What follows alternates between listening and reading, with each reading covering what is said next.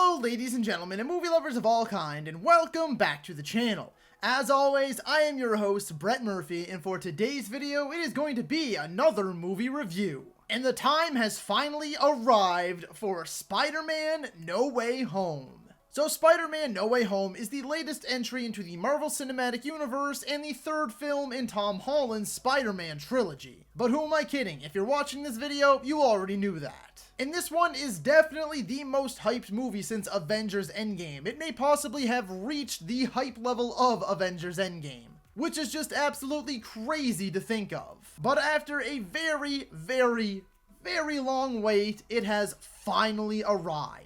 As a quick note too, this review will be 100% spoiler free. I have made sure, gone through my notes various times, it is completely and utterly spoiler free. I may make some small insinuations by saying things like big surprises and stuff, but it is all spoiler free. No spoilers will be revealed during this review. Before I get into the actual review itself, I just wanted to let you all know that I have an entire playlist dedicated to all of my movie reviews. So be sure to check that out, and I guarantee you'll find something you like.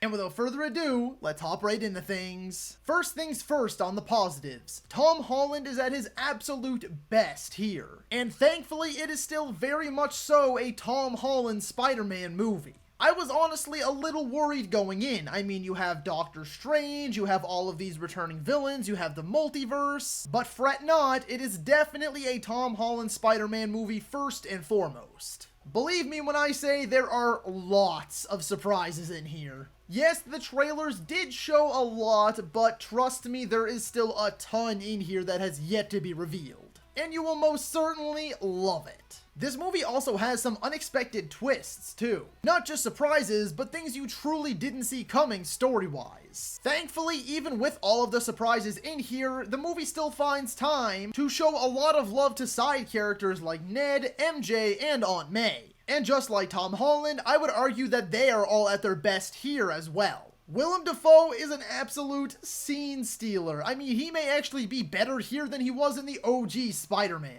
Obviously, I'm not going to spoil anything, but man oh man did he kill it in this one. Doctor Strange actually added quite nicely to the mix, and I really enjoyed his and Peter's dynamic. There is a lot more comedy in this one than I originally expected, but thankfully the vast majority of the comedy does land. This movie picks up immediately after the events of Far From Home. Actually, it's kind of a little bit of overlap. And that whole opening bit with Peter's identity being revealed is very well done. And I really enjoyed how it wasn't just kind of swept under the rug. Like, the next scene isn't him going to see Doctor Strange. You actually get to sit with it for a little bit and see how Peter's life would be if everyone knew his identity. Okay, they had to juggle a lot in this movie, and for the most part, they handled it quite well. It is a very ambitious flick, and they delivered on pretty much everything I was hoping for. And thankfully, it doesn't feel like bloated fan service the movie. Yes, there is a lot of fan service in here, but it is all done super appropriately and handled with great care. This movie has some real emotional beats. I laughed, I cried, I cheered, all of it. The final battle mostly delivers. It is fast-paced, chaotic fun. The movie blends heart, humor, action, emotion, mind-boggling visuals, and genuine messages about friendship, helping each other, and doing the right thing. Oh, and there are 2 post-credit scenes. That is 2 post-credit scenes, so be sure to stick around to the very end. Now, I do have just a few negatives with this movie. They're not major negatives or anything like that, but they definitely do need to be addressed. The first being, now of course I won't be naming names or saying anything too particular because some of you may feel that it treads a little too deeply into spoiler territory. But as I feared in the build-up to this movie, this many villains may have been a bit too much. They all do get at least a little time to shine, but a couple of them do feel like glorified henchmen rather than their original main villain selves. Although I did enjoy most of the comedy, it is a bit quippier than it needed to be, especially in some moments that really didn't need it. It also suffers from the same complaint that I had with the previous 2 Tom Holland Spider-Man movies. The action goes full CGI pretty much all of the time, and it doesn't always look that great. things just look a little too smooth and flawless. There is one fight scene in this movie, however, that is all practical, and it is by far the best fight scene of the movie, probably the best fight scene of all Tom Holland's movies. And look, I get it, that's pretty much the industry standard at this point. All of the MCU movies are pretty much all CGI all of the time.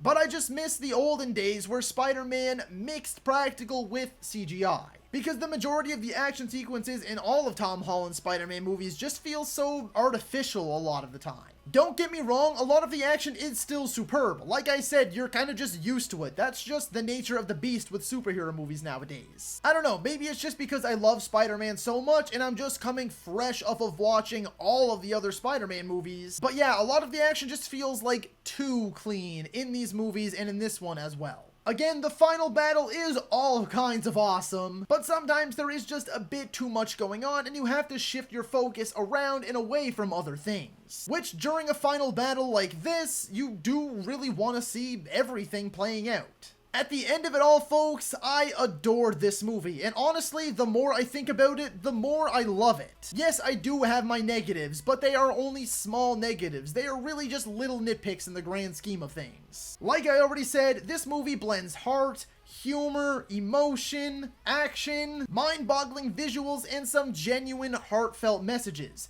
You will feel every emotion in the known human spectrum during this flick. This is probably my top 3 theater experiences of all time. My crowd was going absolutely nuts throughout the entire movie, and it was so much fun. It was so memorable and just freaking awesome. And at the end of it all, although I don't believe it is a perfect Spider-Man flick, it is pretty damn close. Because I'm going to be giving Spider-Man No Way Home a 9.5 out of 10.